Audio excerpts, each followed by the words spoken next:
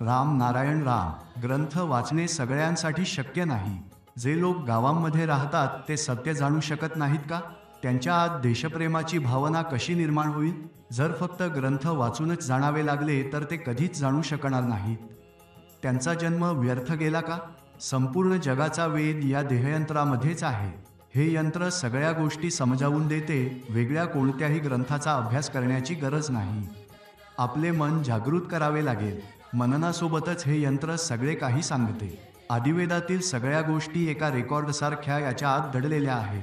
तो रेकॉर्ड वाजवा. आपल्या आतल्या रेकॉर्डमध्ये जो सूर भरलेला आहे तो समजून घेतल्यावर सगळे काही कळू शकते. आपण तोच सूर जाणण्याचा प्रयत्न करू. तो आदिसूर आणि त्या सुराचा स्पंदन या शरीरातच आहे.